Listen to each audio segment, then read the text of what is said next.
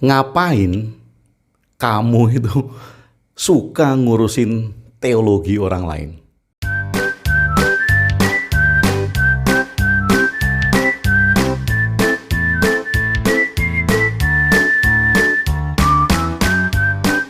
Menjadi sangat marak sekali. Jadi konsep teologi itu diperdebatkan, kemudian yang satu ngurusin konsep teologi yang lain juga mengurusi konsep teologi yang lain juga. Yang akhirnya masing-masing pengikut dari konsep teologi itu berebut bahwa konsep teologinya yang paling benar. Kadangkala saya bertanya, kalau mungkin Anda termasuk yang suka ngurusin konsep teologi orang lain, sebenarnya yang Anda cari apa sih? Yang ingin Anda buktikan apa? Bagi sahabat-sahabat yang belum mengerti dengan istilah konsep teologi ini adalah konsep ketuhanan. Masing-masing agama mempunyai konsep teologinya sendiri-sendiri. Jadi masing-masing agama mempunyai keyakinan tentang Tuhan yang diyakini di dalam agama tersebut. Lalu ada studi perbandingan agama. Ya. Nah, orang-orang yang melakukan studi perbandingan agama tentu tidak mencari salah, tidak mencari kekurangan di dalam agama-agama yang lain yang dilakukan studi perbandingan. Lalu apa yang dicari? Yang dicari adalah pemikiran dari konsep teologi tersebut. Dan orang yang melakukan studi perbandingan agama, dia akan melihat sudut pandang dari agama yang dilakukan studi tersebut. Tidak melakukan pandangan dari sudut pandang agamanya sendiri. Di video-video yang lalu saya juga mengatakan bahwa ketika Anda akan memandang agama lain dari sudut pandang agama Anda, nggak akan ada yang sinkron, nggak akan ada yang sama. Anda akan melihat konsep teologi agama lain dari agama Anda, nggak akan ada yang sama. Apalagi ketika kita, Anda atau saya, itu sudah saklek mutlak meyakini dan mengatakan bahwa konsep teologi saya adalah yang paling benar. Nah, ketika kacamata itu yang saya gunakan untuk melihat agama lain itu salah. Yang benar adalah konsep teologi saya. Di komen-komen video sebelumnya juga ada beberapa komen yang secara tidak langsung mengatakan bahwa konsep teologi sayalah yang benar. Oke, kalau saya ambil dua sampel agama besar, Islam dan Kristen. Di komen itu juga ada yang mengatakan bahwa surga itu hanya akan didapatkan oleh umat Nabi Muhammad. Artinya surga itu hanya akan didapatkan oleh mereka yang bersahadat. Ini di dalam konsep Islam. Betul, 100% betul. Dan konsep teologi di dalam Islam di mana Tuhan tidak berupa, Tuhan itu tidak beranak dan tidak diperanakkan, Tuhan tidak menyerupai apapun, itu adalah konsep teologi Islam. Ketika konsep teologi Islam dipakai untuk memandang konsep teologi Kristen, tentu nggak akan sinkron. Tuhan bisa mewujud, Tuhan bisa berupa, dan Tuhan bisa menjelma di dunia. Tentu Islam tidak akan mengakui ini, itu bukan konsep teologinya. Dan kalau konsep teologi Kristen dipakai untuk melihat konsep teologi Islam, ya nggak akan sinkron. Karena apa? Karena seperti komen yang ada di dalam video sebelumnya juga, bahwa keyakinan ketika semua agama di dunia ini Kristen atau orang mengikuti Yesus, dia akan selamat. Karena apa? Karena tidak ada jalan menuju Bapa kecuali lewat aku. Iya, itu adalah konsep teologi Kristen. Maka kalau ini dipandang untuk melihat Islam, jelas gak sinkron. Islam juga dipandang untuk melihat Kristen, ini jelas gak sinkron. Lalu masing-masing mencari kesalahan, masing-masing mencari kelemahan, dan masing-masing mencari sebuah celah yang bisa dipakai untuk menjustifikasi bahwa konsep teologi itu salah. Sekali lagi bagi saya ya, ini opini saya, bahwa konsep teologi itu adalah aksioma. Dia adalah kebenaran yang tidak perlu dibuktikan. Karena apa? Karena keyakinan. Keyakinan akan Tuhan. Kalau Anda sudah yakin bahwa Tuhan itu tidak berupa, Dia maha besar, maha kuasa, tidak diperanakkan, tidak beranak, tidak menyerupai apapun juga. Nah itu keyakinan kok. Dan 100% betul, 100% benar menurut kelompok Anda. Yang satu, kalau konsep teologinya mengatakan bahwa jalan untuk menuju surga, jalan untuk menuju kerajaan Allah lewat Yesus, itu adalah konsep teologinya dan benar 100% menurut kelompoknya. Jadi kadang kita entah terbawa emosi, entah terbawa ego untuk saling mempengaruhi, maka kemudian kita melakukan pencarian kesalahan-kesalahan di dalam konsep teologi agama lain. Kadang saya bertanya, kalau Anda bisa menjawab silakan, untuk apa sih? Untuk apa Anda mencari kesalahan konsep teologi di agama lain?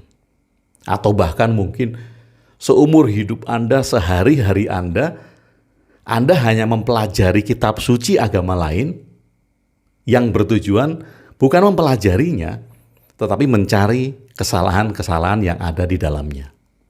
Untuk apa? Apa yang akan Anda cari di sini? Apa yang akan Anda perjuangkan ketika Anda menemukan kesalahan dari sudut pandang Anda tentang konsep teologi agama lain itu? Apa yang akan Anda buktikan? Seperti tadi, saya menjelaskan panjang lebar, kemudian ada yang komen bahwa yang mesti harus dibetulkan adalah konsep Tuhan itu dulu. Bahwa keselamatan akan didapat ketika dia adalah pengikut Nabi Muhammad. Di komen yang lain mengatakan, seluruh manusia di dunia kalau menempuh jalan kasih dan mengikuti Yesus akan damai sejahtera. Nah, kalau ini saling dipaksakan, nggak akan ketemu kan?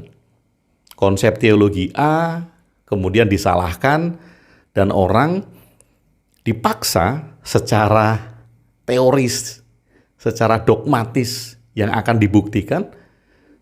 Untuk apa? Agar konsep teologi yang diyakini di agama A ditemukan kesalahannya sehingga orang-orang di agama A pindah ke agama B. Dan demikian sebaliknya. Kita hanya berebut pengikut, kita hanya berebut umat, kita hanya berebut banyaknya orang-orang yang berada di dalam satu kelompok agama. Dan ingin diperbanyak, ekspansi. Pertanyaan saya kembali lagi, untuk apa? Untuk apa kita melakukan itu? Dan untuk apa setiap hari Anda membuka-buka Alkitab, membuka-buka kitab suci agama lain, hanya untuk mencari kesalahan dan berdebat tentang konsep teologi itu. Dan banyak sekali channel YouTube yang menyiarkan perdebatan itu, yang akhirnya dibuat judul dengan sangat bombastis bahwa ustadz ini kalah dengan pendeta ini, bahwa pendeta ini kalah dengan ustadz ini, bahwa si A bertekuk lutut penjelasan si B, bahwa si C kalah telak atas konsep teologi dari si A. Demikian seterusnya. Kembali pertanyaan saya, untuk apa? Untuk apa? Untuk apa kita mencari kesalahan konsep teologi agama lain? Kalau orang percaya dengan konsep teologi agamanya dan itu diyakini paling benar, boleh, sangat boleh di dalam kelompoknya. Silakan di dalam kelompok-kelompok Anda, di dalam agama-agama Anda meyakini betul bahwa konsep teologi Anda itu adalah yang paling benar. Iya, bahkan disarankan seperti itu. Silakan Anda menganggap bahwa konsep teologi Anda itu adalah konsep teologi yang paling benar. Tetapi di dalam kelompok Anda, di dalam lingkup agama Anda. Bukan ditujukan di ruang publik untuk mencari argumentasi kesalahan dari konsep teologi agama lain. Nah, sekarang kalau kita berpikir jernih, mengapa konsep teologi ini lahir? Konsep teologi lahir untuk meyakinkan manusia bahwa ada sesuatu yang di atasnya untuk memberikan sebuah kasih sayang, berkah, kedamaian, cinta kasih. Yang akhirnya apa yang diperlukan? Yang diperlukan bukan konsep teologinya. Outputnya adalah tindakan. Outputnya adalah implementasi. Kalau kemudian ditemukan orang-orang yang mengaku beragama tertentu, tetapi dia pekerjaannya adalah membunuh orang, mencuri, merampok.